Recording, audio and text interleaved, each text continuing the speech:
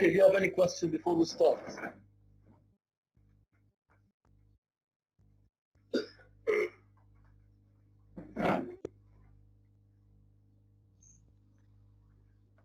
No, doctor, just a favor, if you please. Okay, go on.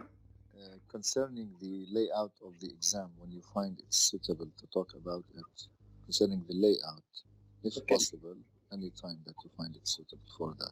Because I really applied or did it one time with you, but I really wrote it from different point of view concerning the plot, the character, the etc. But concerning the attendance here and everything being done with you, doctor, it's totally different point of view and totally way of analysis different of the way that we studied it years ago. Well, thanks for such deep, detailed, and such a point of view to be studied this way. Thanks a lot. Okay, thank you, my dear friend. Okay, we will talk about the exam later on, at the end of the semester, if we can call it a semester. Okay. Now, concerning the answers, you have to use my notes. Okay, so you take the notes that you have taken in class, and you try to answer the question, and you have to choose the information that help you answer the question. So you can't write everything that you have written in class to answer a question. Yes. Okay? So let's say if you have a question on the tragic hero, you have to discuss the noble cause, the tragic flaw, and the understanding that the tragic hero achieves at the end of the play. Okay?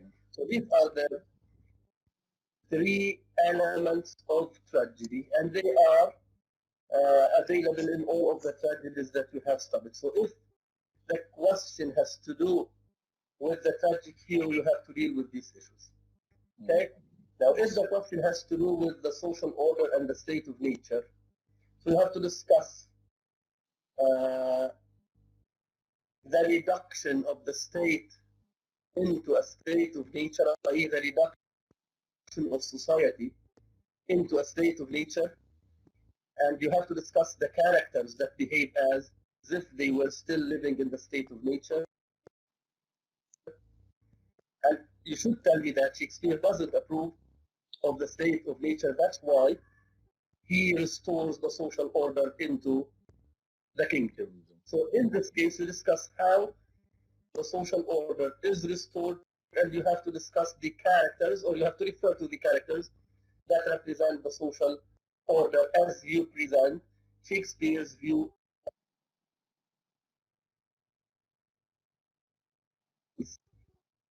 When you write the introduction, you write a brief introduction. Let's say a 3 or a 5 sentence introduction to introduce the topic. Okay? So the introduction should be related to the topic. So you don't have to write about Shakespeare. Okay?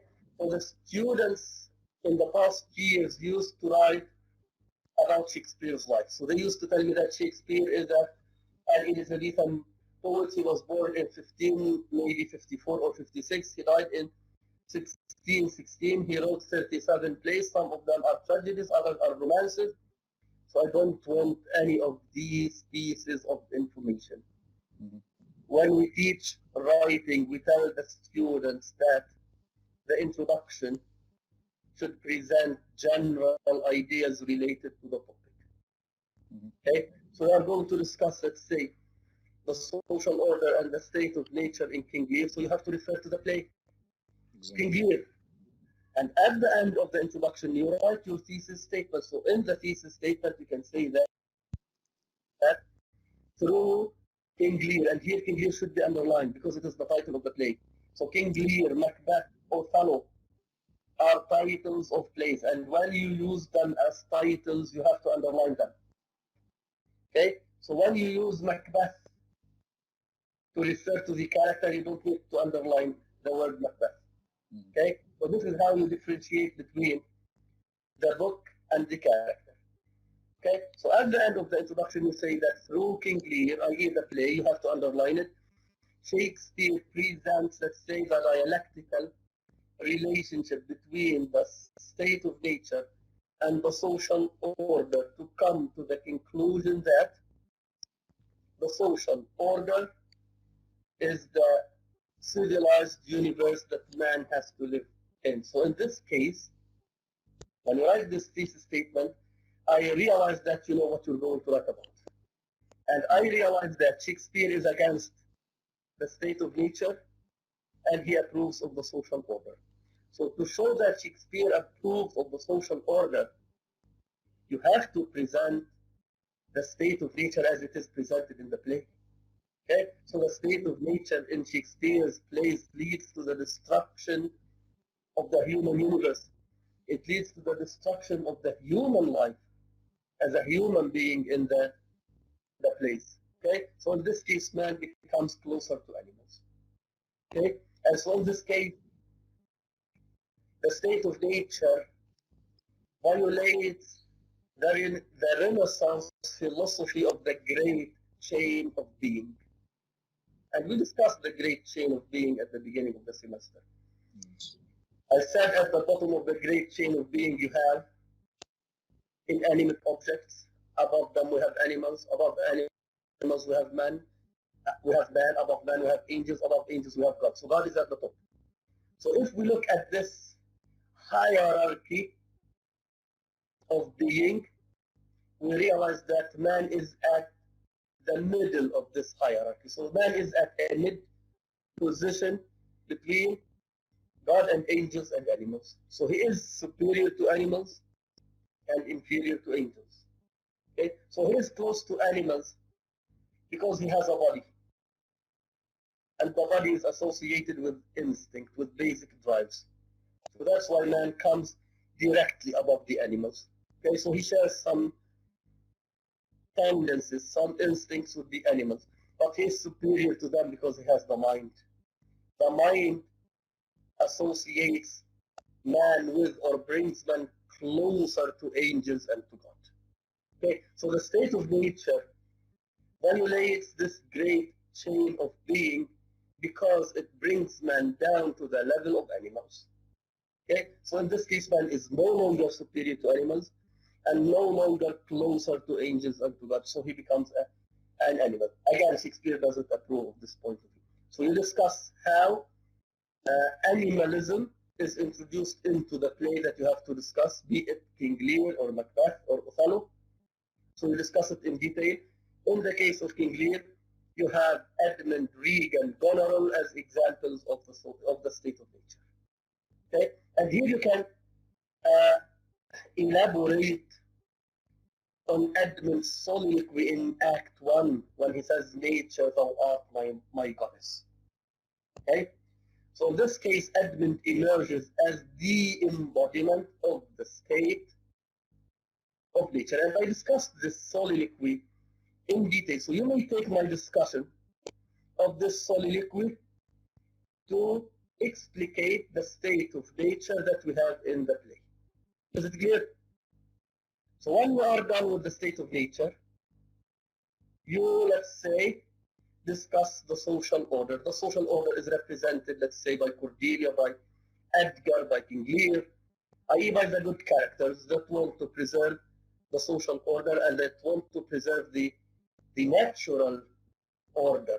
Okay, we know that King Lear violated the natural order when he dismissed Cordelia, when he disowned and disinherited her. Okay, so you talk about this part of the play, then you write a conclusion. Okay, now before you discuss the social order and the state of nature in the play, you'd better. You'd better, i.e. you had better. This is a strong recommendation. You had better define your methodology. So your methodology here, i.e. the approach that you will use to answer the question, is the Renaissance philosophy of the state of nature and the social order. So in this case, you may write a paragraph, a short paragraph on the state of nature and another paragraph on the social order according to the philosophy of the Renaissance. Then you discuss these two aspects in your play, then you conclude. In the conclusion, you write a summary of the main points of your essay. You summarize the main ideas that are related to the state of nature and the social order as they are presented by Shakespeare. So this is the conclusion, and this is how we write an academic essay. Okay, so in an academic essay, we write an introduction that is related to the topic, and the conclusion is a summary of the main points. So at the end, you don't have to give a piece of advice. You don't have to ask questions. Okay, so some students use to advise everyone to read English. It is not your duty. I'm sorry to say this. It is not the duty of the student, nor the duty of the teacher to say in the conclusion that I advise everyone to read English. It is not our duty. Our duty is to analyze, to deal with a certain topic related to a certain work of literature, and in the conclusion we summarize the main points. We state them in other words. Is it clear? Okay, Ali, are you listening? Yes, doctor. Okay. Now some students define it in an essay that answers this question. They wrote a, a definition of the state of nature, the social order, a definition of tragedy, a definition of the philosophy of the Renaissance that I discussed in class. So in this case, they wrote a 2-page introduction. This is not necessary. Okay? So if the question is related to the social order and the state of nature, you may define the state of nature and the social order. If the question is related to tragedy, you may define tragedy and the major implications of tragedy. Okay? So the noble cause, the tragic flaw, and the understanding. And if you want to discuss poetic justice, it's fine, i.e. the restoration of order.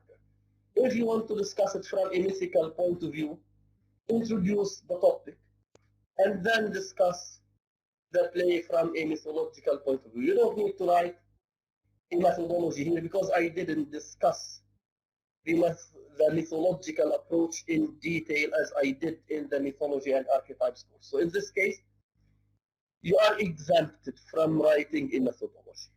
Okay?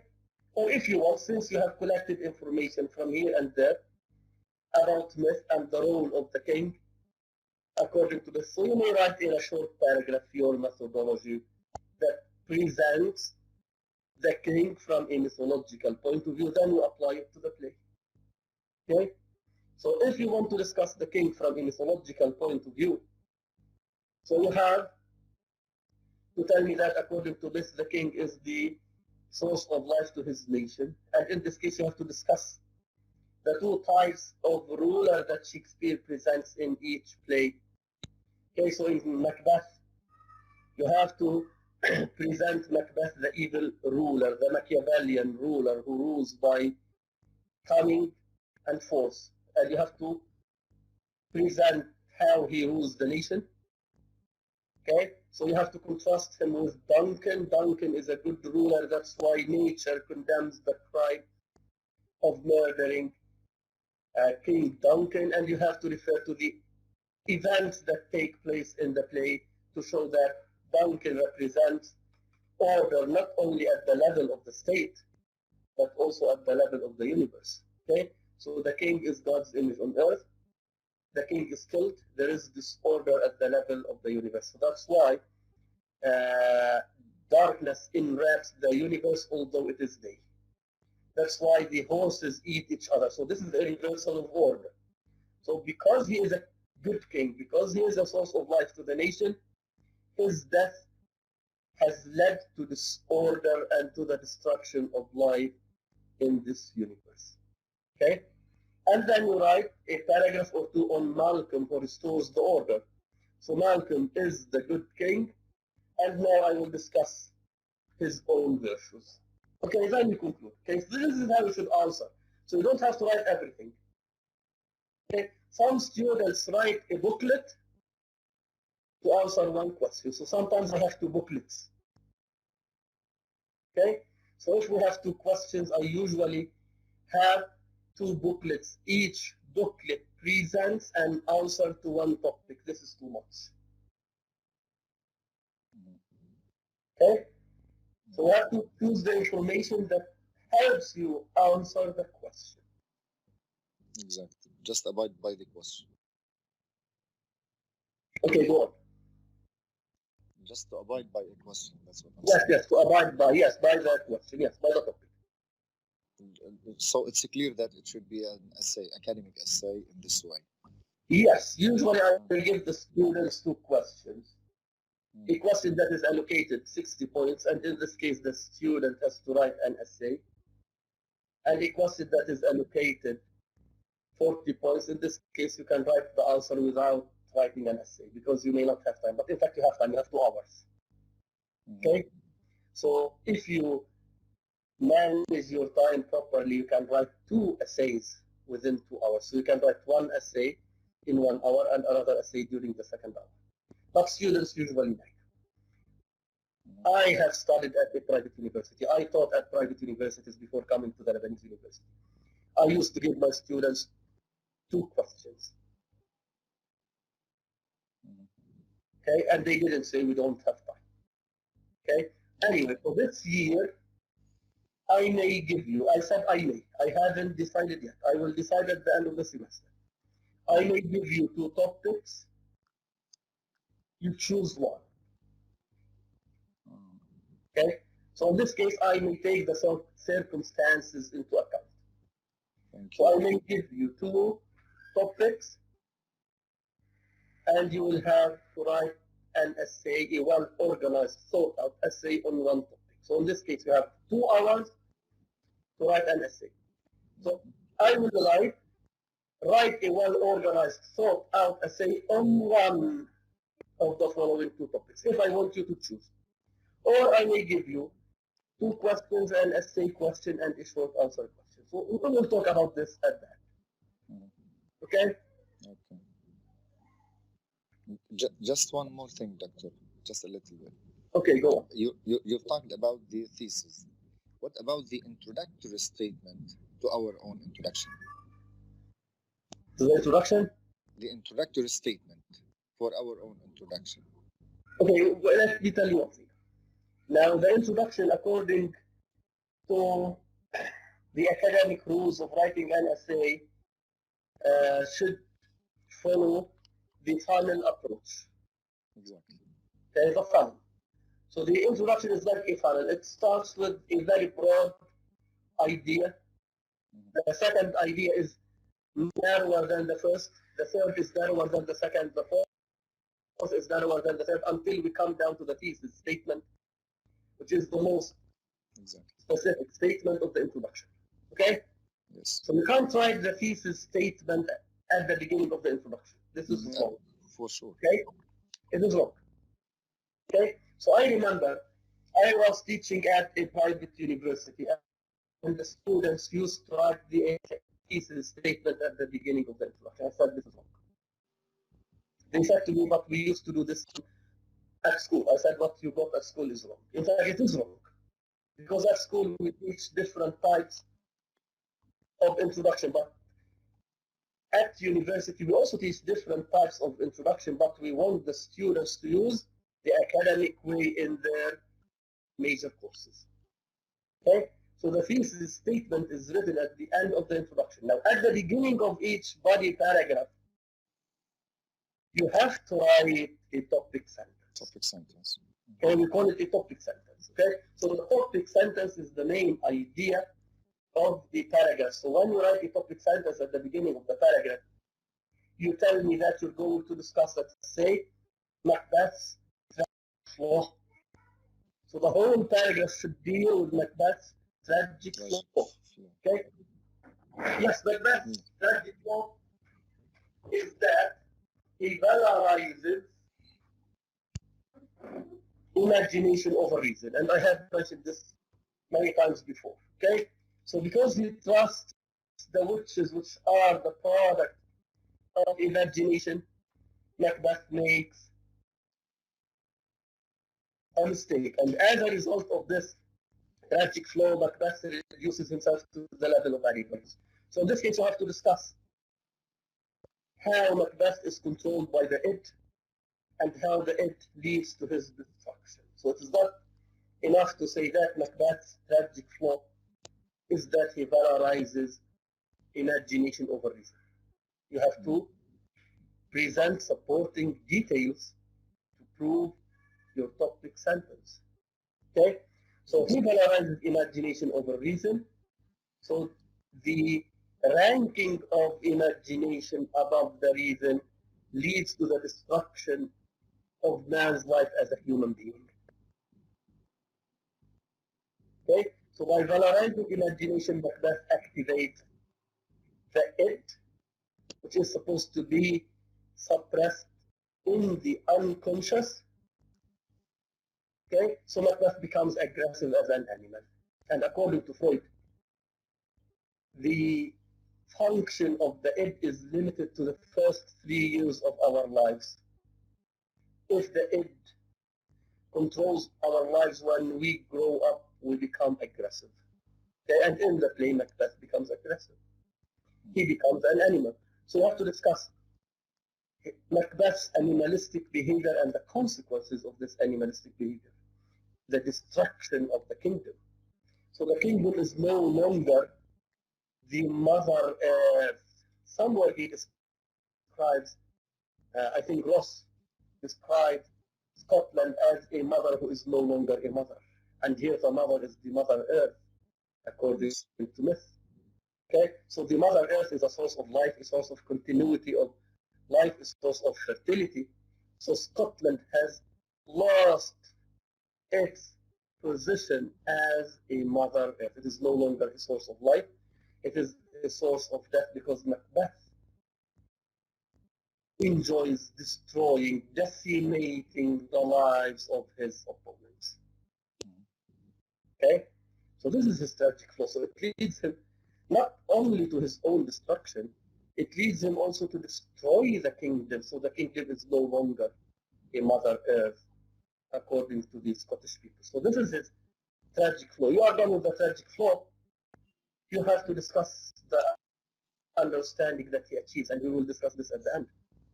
Okay? Yes. So this is how you write a well-organized, thought-out essay. Now, sometimes students discuss the tragic flaw. They mention the tragic flaw in the first 2 sentences, then they go back to the noble cause, then they go forward to the understanding or to the restoration of order. This is illogical. Okay? So a well-organized, thought-out essay. Thought-out means it is the result of thinking. It is logical. This is the meaning of thought-out. So this is the meaning of logic. So the ideas should be presented in a logical way. Okay? So, Yes. so at the beginning of each paragraph, there should be a topic sentence. Exactly. Okay? So I think this is, maybe this is what you said, the introductory sentence. Okay? So it is called the topic sentence.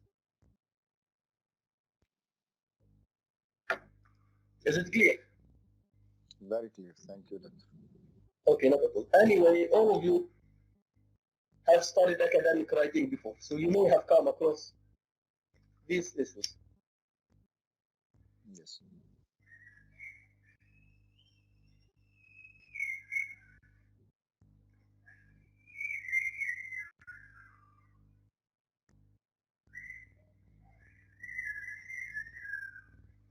Okay, I will go back to Act 4, Scene 3.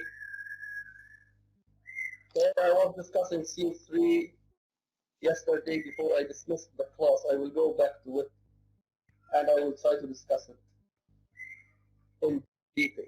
Act 4, Scene 3, line 55. Okay, so Macduff meets Malcolm and he tries to convince Malcolm to go back to Scotland and fight Macbeth the tyrant. Now Malcolm thinks that Macduff has been sent to him by Macbeth because according to Malcolm, many Scottish people have come to him trying to bring him back to Macbeth so that he will be killed by him. Now Malcolm here is testing Macduff. Okay, so here he presents himself as an avaricious, voluptuous, lustful man. Okay, so in other words, he presents himself as a sinner. Okay, as a man who has committed all of the 7 deadly sins. Okay, now at the end he realizes that Macduff is a truthful person.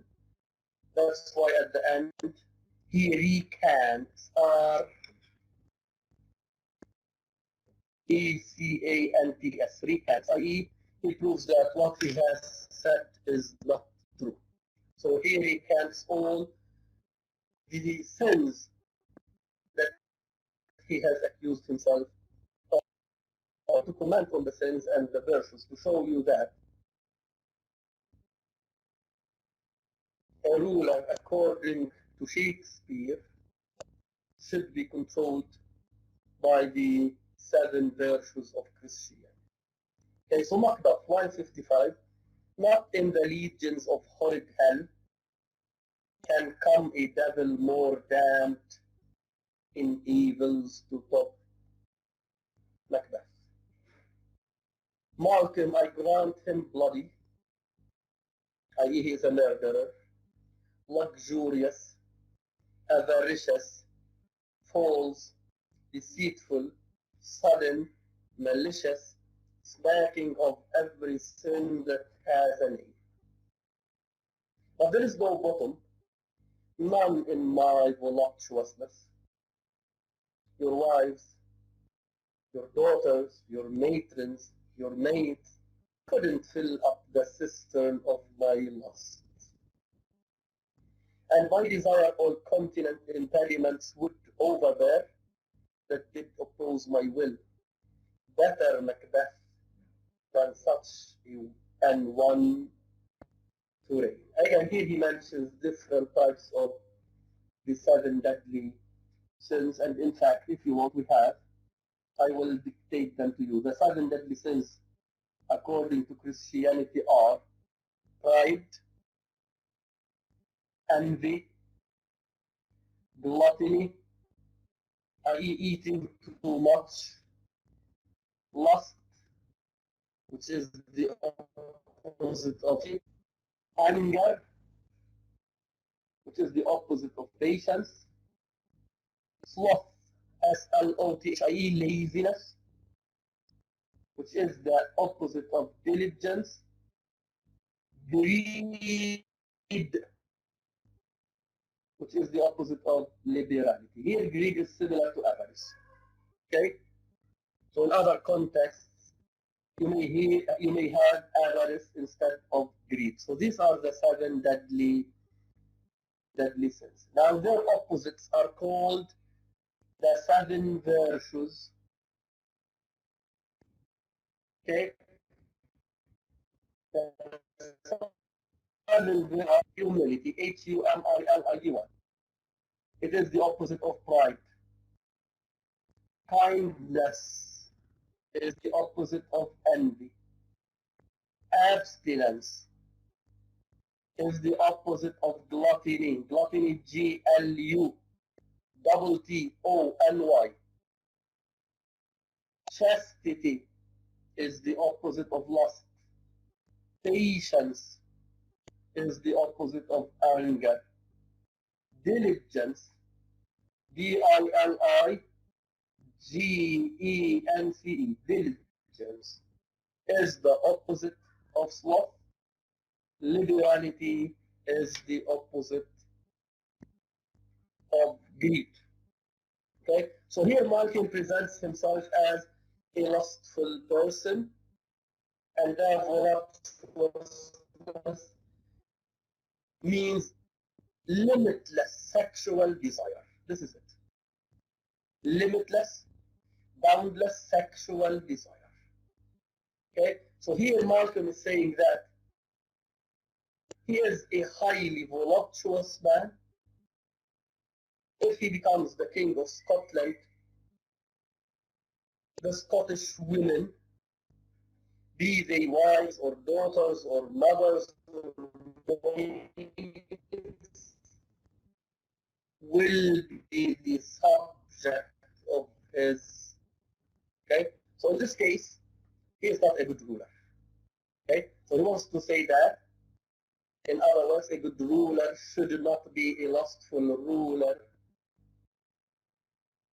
who destroys the chastity of his women, W-O-M-E-N, women, this is the plural, women subjects. يعني الرعاية النساء الراعية.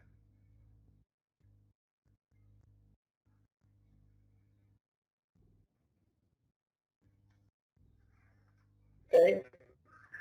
Macduff tries to convince him that if we get married, we will provide you with a wife, with women who will help you satisfy your desires.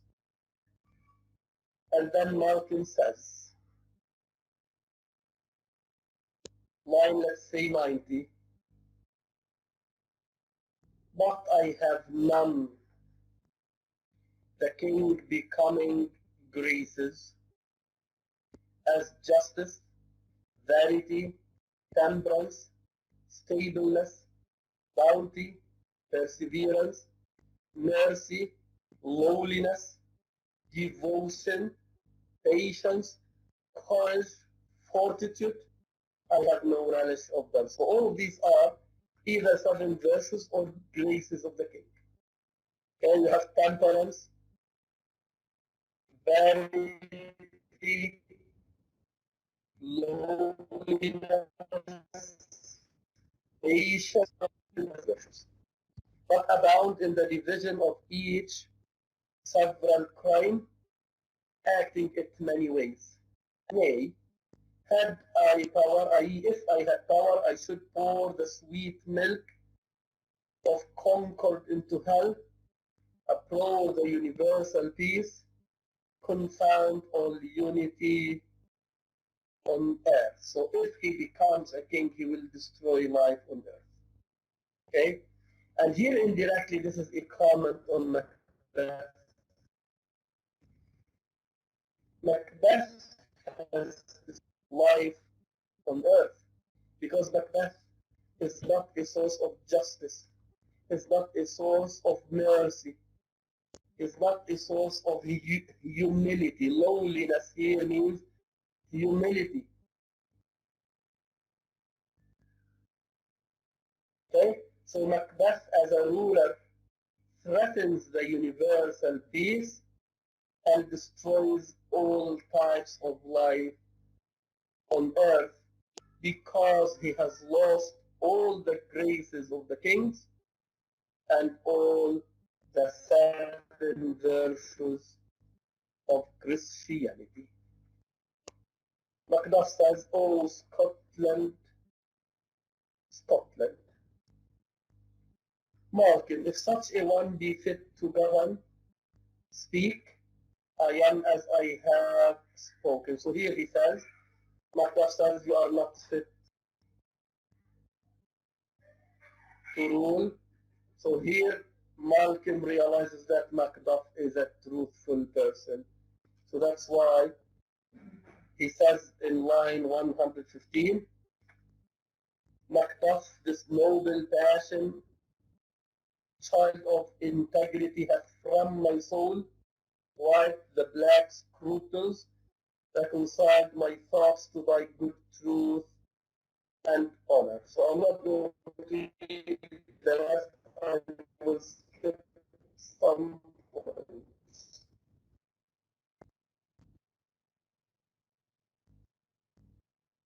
It is line 121. But 120, but God about deal between thee and me. For even now I put myself to thy direction, and he has do the things and dreams I lay myself to my nature. So here he's saying that what I have told you about myself is not I am yet scarcely have coveted what was mine own. At full time broke my faith. Do not betray the devil to his fellow. and delight no less in truth than life. My first false speaking was this upon myself. Okay, so he says, I am not yet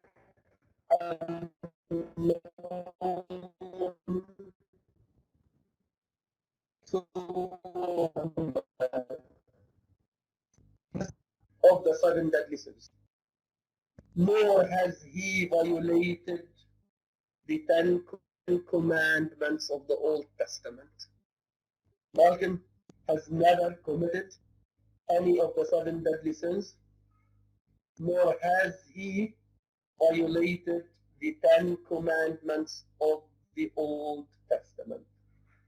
So that's why he says, I am yet unknown to woman, i.e., he has not committed adultery. He is not known to woman, i.e., he has never had a relation with a woman. So this means that he has not committed adultery. And adultery, or one of the Ten Commandments of the Old Testament, maintains that man should not commit adultery. Never was forsworn, i.e., he has not committed perjury, i.e., he has not stood as a false witness. He has never given a false witness. Okay? So he has not committed the sin of perjury. Perjury, P-E-R-J-U-R-Y. Scarcely have coveted what was mine own. Covetousness has the same meaning as envy. Yes, covetousness means that man or you want to have what your neighbor or what your friend or what your brother has. So this is the meaning of covetousness. Okay? So also he has never coveted anyone what he has or owns. Again, this is one of the seven deadly sins, covetousness. At no time broke my faith, i.e., he has always lived up to his promises. Would not betray the devil to his fellow, and delight no less in truth than life. Okay? So here Malcolm is saying that as a man he lives according to the teachings of the Bible. And here the Bible means the Old Testament and the New Testament. Okay? Malcolm is saying that as a man he has lived according to the teachings, according to the principles of the Bible, i.e., according to the teachings of Christianity. So in this case, Malcolm emerges as a proper Christian figure. His life has been ruled by the seven virtues. It has been ruled by the Ten Commandments, and he has avoided the seven deadly sins. Okay, so this is the type of ruler that Scotland deserves to have. Okay, so this is the type of the ruler that Scotland deserves to have. Okay, now Macbeth lacks all of these qualities. Okay, so he has violated the Ten Commandments. He has committed the seven deadly sins. And all of these sins have been committed because Macbeth's life has been controlled, i.e., Macbeth's life as a king has been controlled by the okay? Malcolm's life is controlled by the ego. So the teachings of Christianity control man's behavior. And when man behaves according to the precepts of Christianity, he behaves according to the standards of his society. Okay, so this is the ego. Okay, so the ego is the social identity of man that is acceptable to society. So Malcolm is the embodiment of the ego. Macbeth is the embodiment of the id. What I am truly is thine, and my poor country's to command. Okay, so here he's saying that I am at your command, at the command of my country, at the service of you, at the service of my country. Whether indeed, before thy hear approach, old Seward with 10,000 warlike men, already at a point, was setting forth, now we'll together, and the chance of goodness be like our warranted quarrel. Okay, so he reflects his real nature, and he tells us that old Seward, according to the play, is his uncle. So old Seward is at the head of 10,000 warriors, and they are preparing to go to Scotland to dethrone Macbeth. Dethrone. D-T-H-R-O-N-E. I.e. to overthrow Macbeth.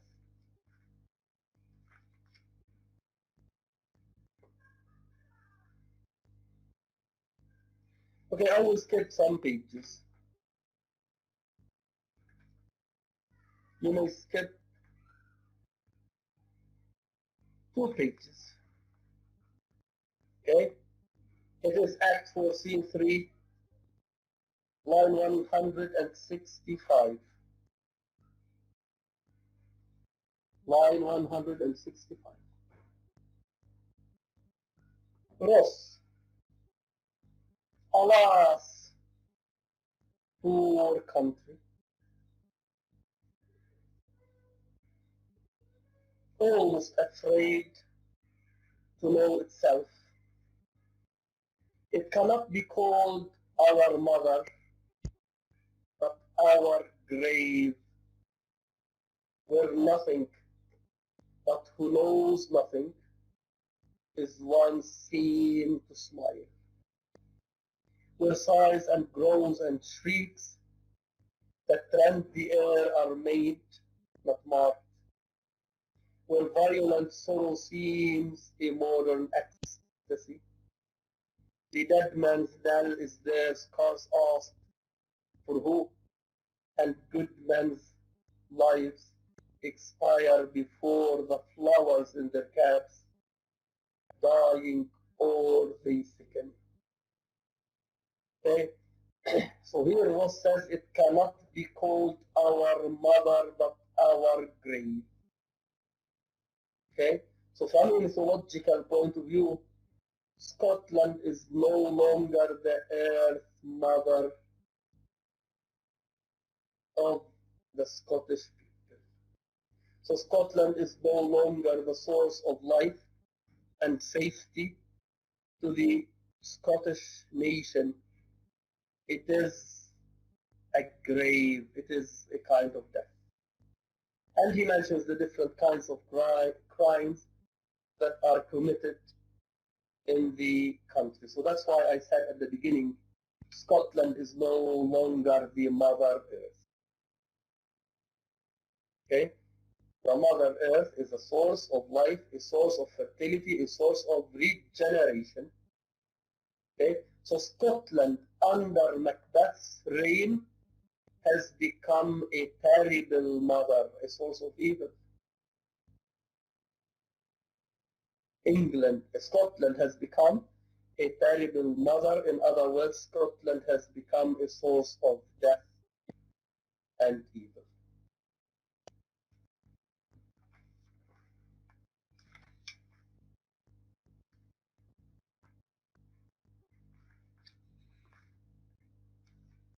Okay, I told you last time that Macbeth sends his men to kill Lady Macduff and her children, and Ross in this act tells Macduff that his family has been murdered by Macbeth's men. Okay, now Act 5. Act 5, Scene 1, the very beginning, Lady Macbeth is extremely mentally ill. Okay, Lady Macbeth is extremely mentally ill. She is suffering from remorse. She is suffering from remorse. R-E-M-O-R-S-E. His Lady Macbeth has committed many crimes. It has controlled her life. At the end, she becomes mentally deranged. Deranged. D-E-R-A-N-G-E-D. Deranged, i.e. psychologically disturbed. Okay, so this is a sign of the superego. Okay, so the crimes that she has on her conscience lead her to act the crimes that she has committed before.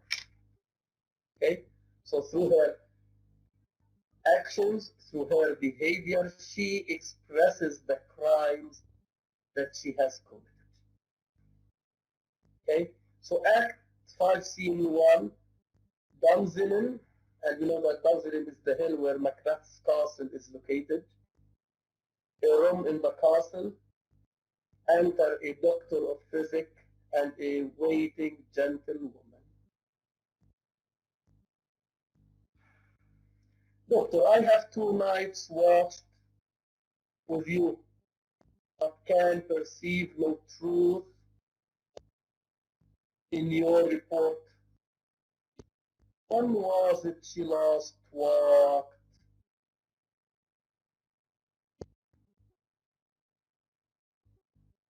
When was it she last walked?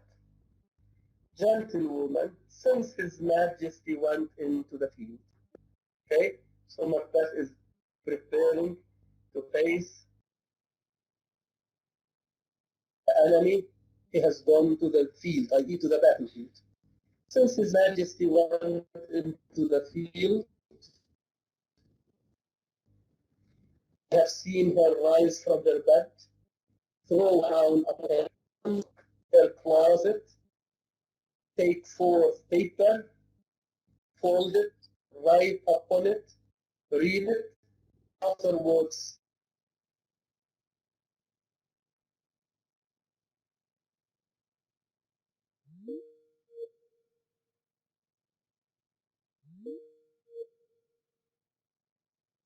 acts again the crimes that she has committed.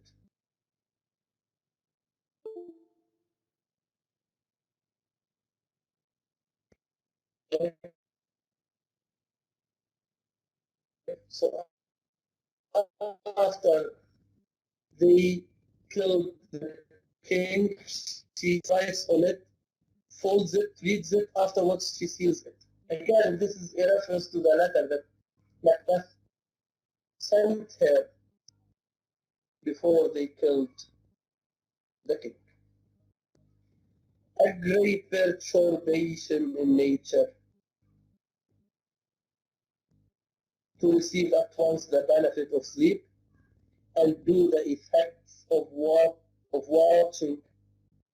In this slumbery agitation, besides her walking and other actual performances, what at any time have you heard say? That, sir, which I will not report after her, you may to me, and 'tis most meet you should. Gentlewoman, neither to you nor anyone, having no witness to confirm my speech. Enter Lady Macbeth with a taper. A taper is a candle. Okay? So here Lady Macbeth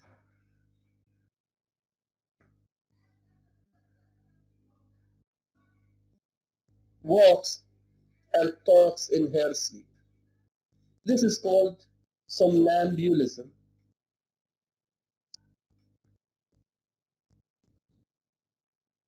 Somnambulism. S-O-M-N-A-M BULISM, somnambulism. This is a psychological disturbance. This is a psychological disturbance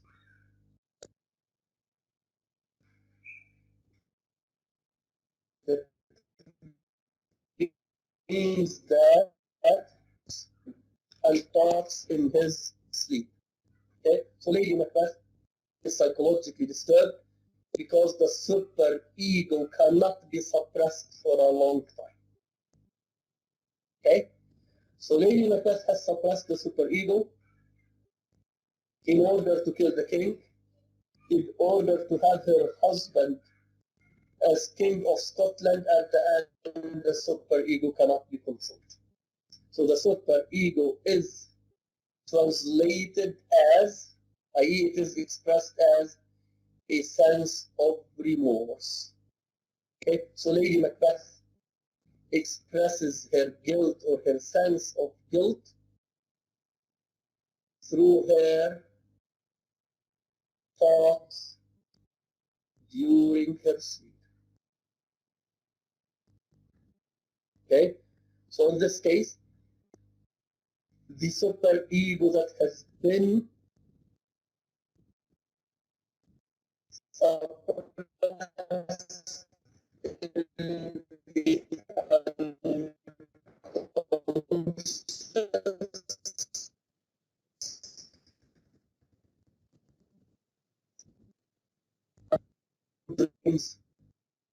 Okay, so according to Freud, the super ego functions at an unconscious level, just as the id is suppressed in the unconscious. So here, the super ego is expressed through Lady Macbeth's sleep.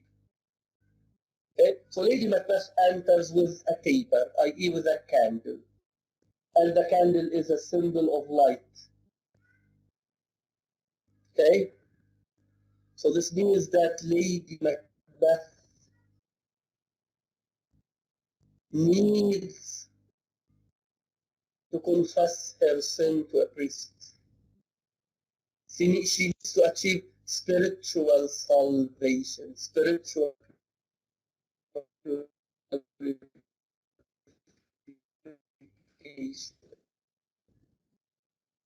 Spirit is in a dark state of the spirit. Okay, so her spirit is controlled by darkness, by evil. Lady Macbeth's spirit or soul is controlled by darkness, i.e., by evil. So that's why she carries a candle with her. So she is in need of spiritual liberation. She is in need of spiritual liberation, spiritual enlightenment. Okay? Enter Lady Macbeth with a taper. Lo you, here she comes. This is her very guise, i.e., her very behavior. And upon my life, fast asleep, observe her, stand close. Doctor, how came she by that light? Gentlewoman, why? It stood by her, as light by her continually, is her command. Okay? So unconsciously speaking, or at the unconscious level, Lady Macbeth needs spiritual enlightenment. She needs to be shrived, absolved by a priest. Absolved. She needs a priest to forgive her sins. This is the meaning of absolved. She needs to be absolved. Okay? So she needs to have her sins forgiven by a priest. And we know that in Christianity, and this is in fact a Catholic concept,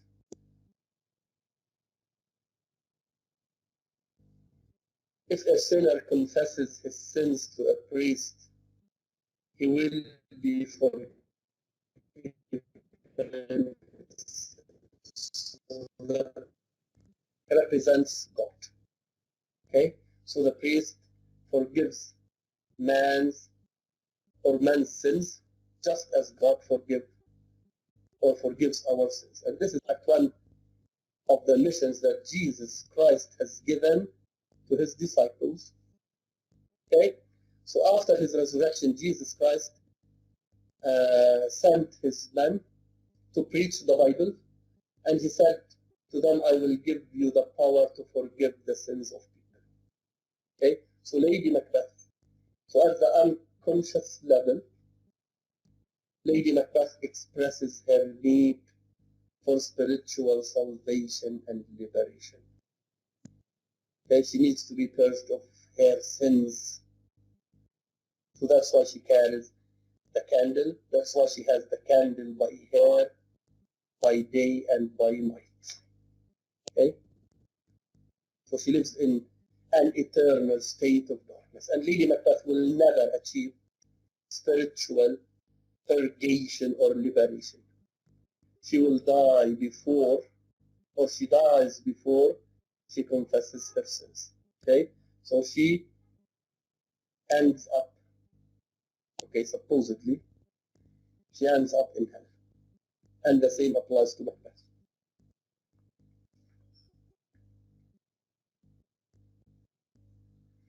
Doctor, you see her eyes are open.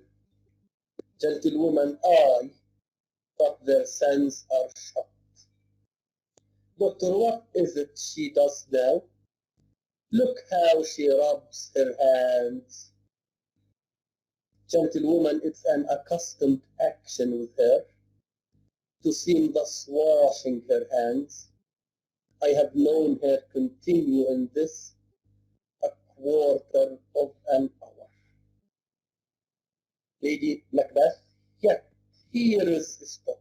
So here Lady Macbeth is acting again the crime of murdering the king. So after killing the king, she asks her husband to wash away the stains of blood.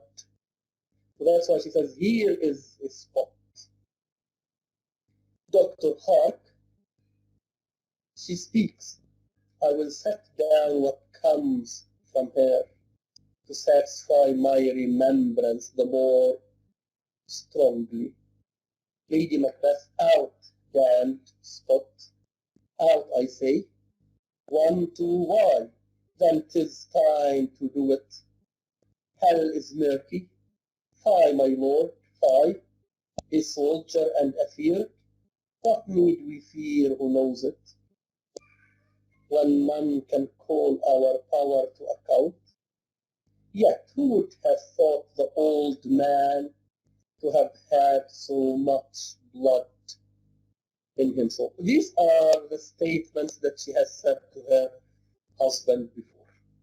Okay, so Lady Macbeth, in her sleep, in her state of somnambulism, acts again all the crimes that she has committed. So this is the manifestation of the superego. So her superego is manifested as a sense of remorse. Lady Macbeth is unconsciously suffering from her crimes. Okay? So that's why she is psychologically disturbed. So it leads Macbeth to be totally aggressive. It leads him to his destruction at the end. Lady Macbeth suppresses the superego for a long period of time. She is controlled by the id, but at the end, the superego leads to her destruction. So that's why Freud says we need to have a balance between the superego and the id. And this balance is maintained by the ego.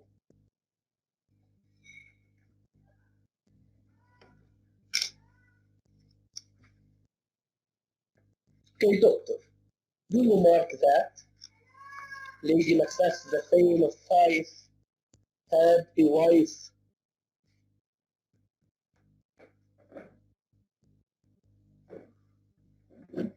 Okay, the Thane of Fife had a wife. Here the Thane of 5 is Macduff. Where is she now? What? Will these hands never be clean? No more of that, my lord. No more of that. You more on with this starting. Doctor, go to. You have known what you shouldn't. Gentlewoman, she has spoke what she shouldn't. I'm sure of that. Heaven knows what she has known. Lady Macbeth, here is the smell of blood still. All the perfumes of Arabia will not sweeten this little hand. Oh, oh, oh. Then I will skip a few lines. The doctor says she doesn't need a physician, she needs the divine. Okay? So Lady Macbeth confesses all of her crimes in her sleep. Okay? So she confesses not only her crimes, but also the crimes of Macbeth, the crime of killing Duncan, the crime of killing Lady Macduff and her children, and the crime of killing Banquo. Okay? So line 60, I will skip almost a page. Line 60, Doctor, foul whisperings are abroad, unnatural deeds to breed unnatural troubles. Yes. So they have committed many crimes. As a result, they have unnatural psychological troubles. Infected minds to their death pillows will discharge their secrets. More needs she the divine than the physician. God, God, forgive us all. She needs more needs she the divine, i.e., she needs a priest. She doesn't need a physician. She needs a priest so that she can confess her sins to him. Okay? So her remedy comes from a priest, not from a physician. So she needs to confess her needs, her sins.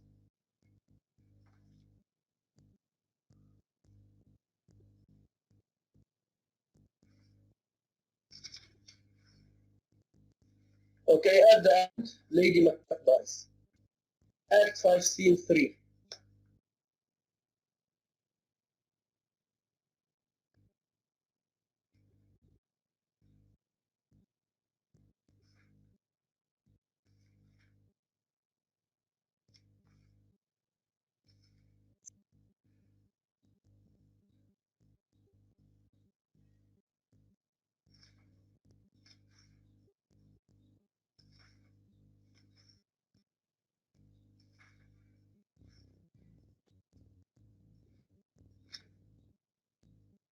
Okay, Act 5, Scene 5.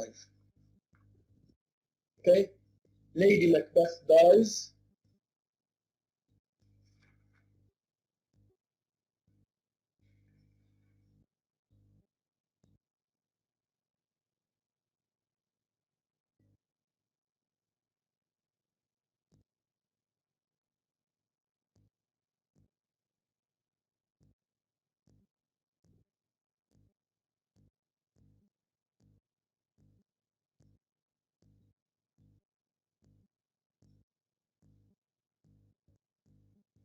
Okay,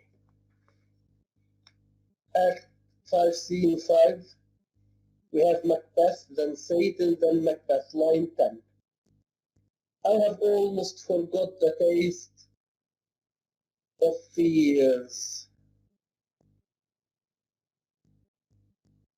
The time has been, my senses would have cooled to hear a night shriek, and my fan of hair would at a dismal treatise rouse and stare, as life were in it. I have supped full with horrors, direness, familiar to my slaughterous thoughts, cannot once start me. So Macbeth has lost any sense of fear. Okay, so this means that he is totally controlled by the it. Okay, so he has lost all sense of fear. Then re-enter Satan. Wherefore was that cry? Satan, the queen, my lord, is dead. And at the end of the play, we realize that Lady Macbeth has killed herself. Macbeth, she should have died hereafter. There would have been a time for such a word. Tomorrow and tomorrow and tomorrow creeps in this petty pace from day to day to the last syllable of recorded time. Okay, so our existence on earth is limited to a certain period of time. So everything is recorded, everything is planned.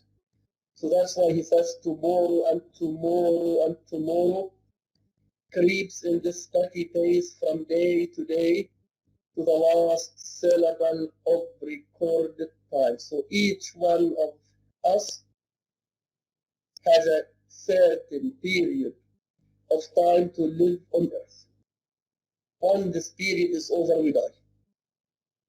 And all our yesterdays have lighted fools the way to dusty death. Out, out, brief candle. So life is a brief candle.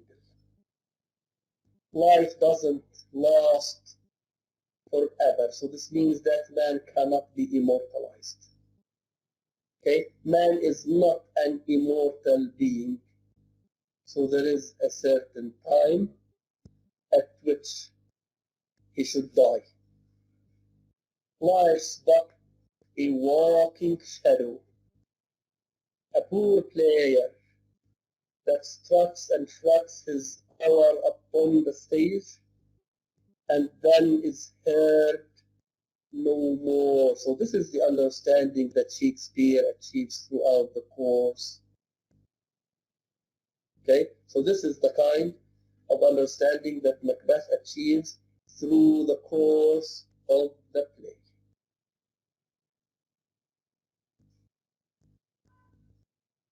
Okay, so Macbeth realizes that man's life on earth is not eternal.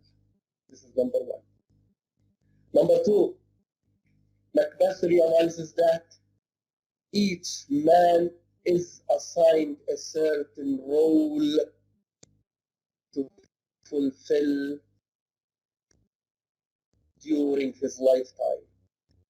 Okay, so each man has a certain role to fulfill. So that's why he compares man's life to a walking shadow or to a player, i.e. an actor who is assigned a role to play on stage. So according to Macbeth, the whole universe is a stage and man is an actor playing a certain role on this stage. And when man fulfills his role, when the actor fulfills his role, he disappears. And this is life on earth. Okay? This is man's life on earth. So when man's role is fulfilled, he disappears forever. And here Macbeth may be referring to his role as a Scottish man living in the Scottish kingdom. So he may have realized that his role is not to be a king. Okay? His role is to be a warrior, a soldier, a captain in the army. Okay? So when he was a captain in the army, Macbeth was a noble man. He was controlled by the ego. when he usurped, USURPED, when he usurped the crown, he became an evil person. Okay, so his role is not to be a ruler, his role is to be a soldier. Okay, so Macbeth as a soldier kills the enemy, so it is fine to kill the enemy, but as a ruler, Macbeth kills his opponents, which is wrong.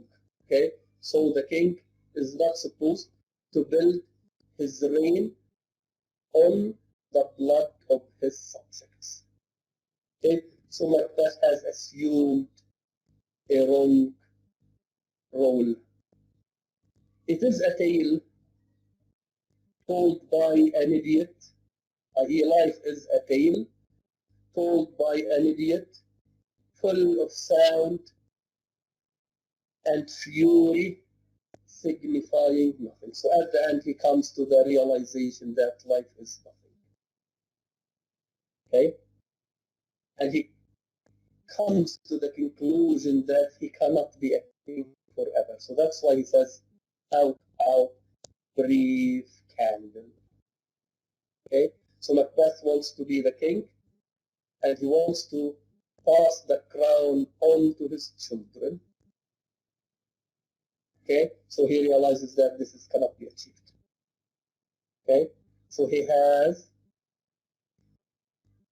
destroyed his life for nothing. So life is nothing. It is a tale. It is full of sound and fury, signifying nothing. So life is meaningless. So he has destroyed his life, himself, his inner self for the sake of nothing.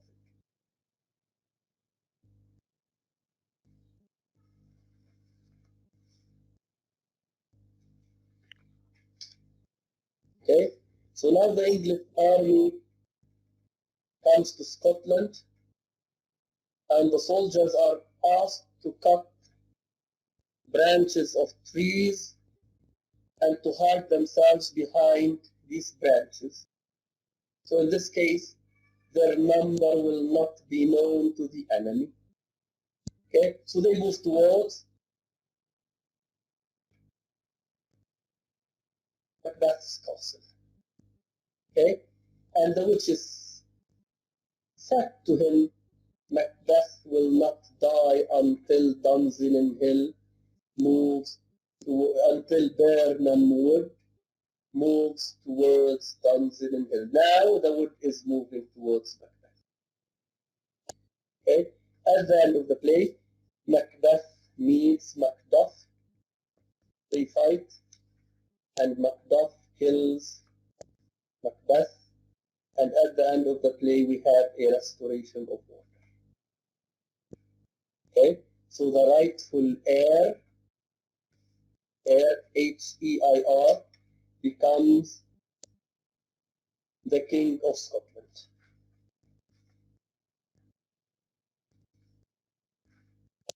Doctor, Yes. can I ask?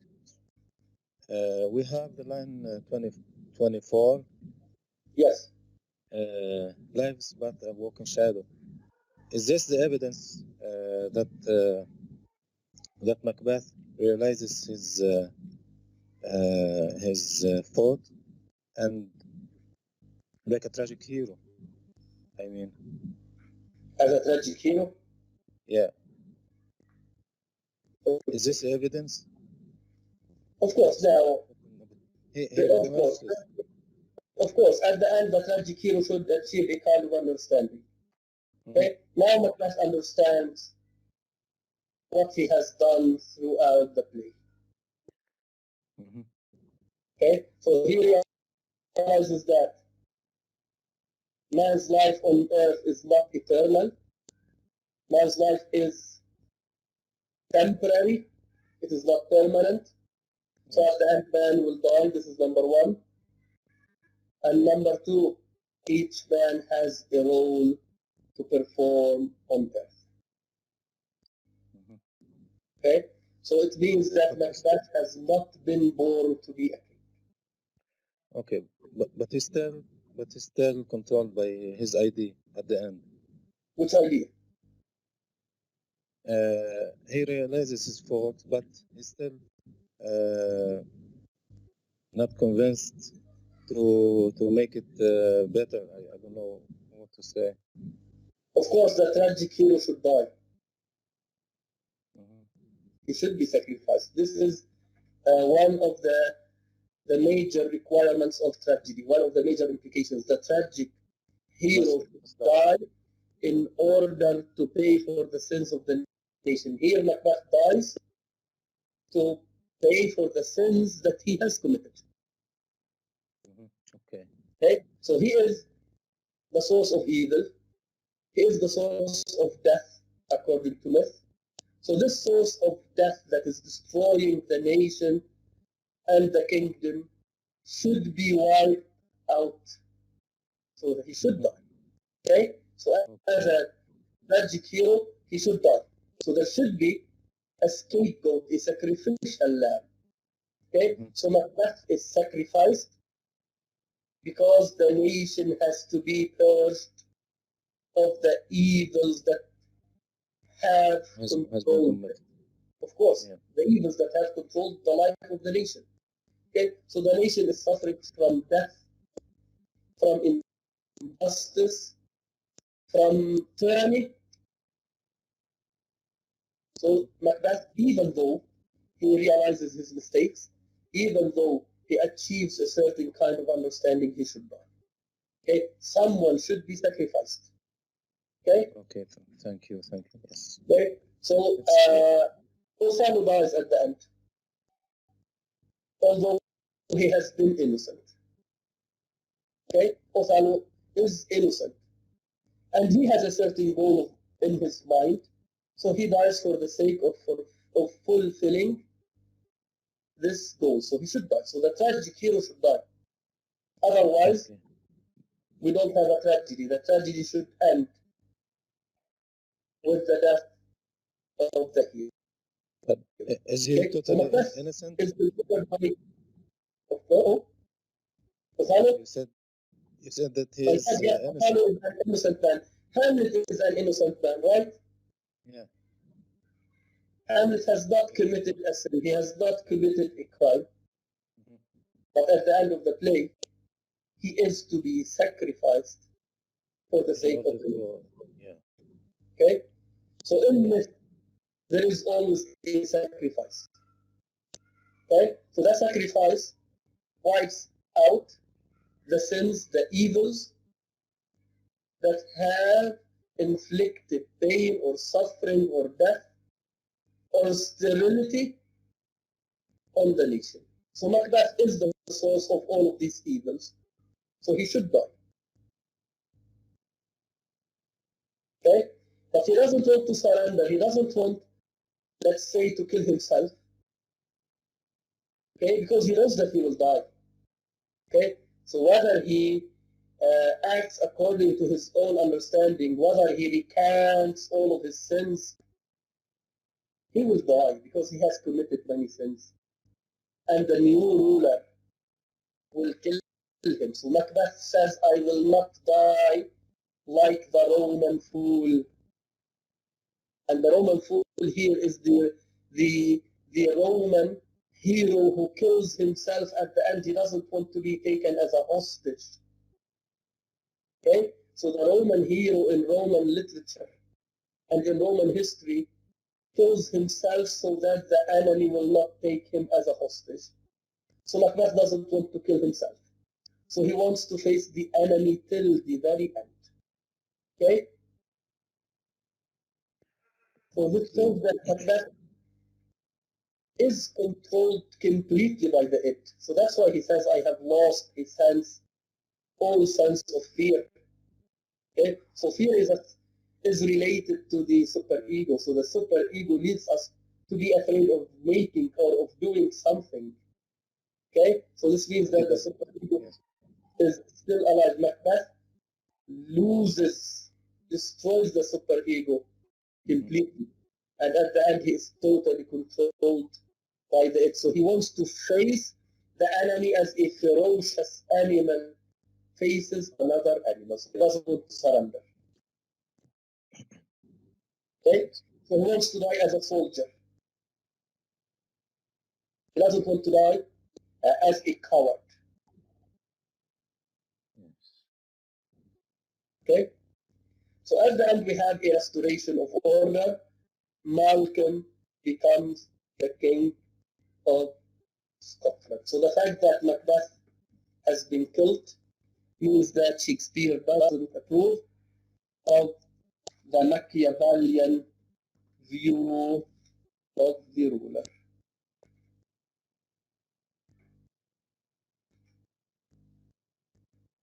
Is it clear? Yes, yes. Thank you, Doctor. Okay, so next time, on Wednesday, I will start discussing Othello. Please get your copies of Othello. I think it is available online. You may download it or you may buy a real copy or a hard copy of Othello. So until then, goodbye. Thank you for attending. So I have to dismiss the class. Thank you, Doctor. Thank you, Doctor. Thank you. I have another class at 10. Okay, thank you for attending. Thanks, Doctor. Thank you. Bye all.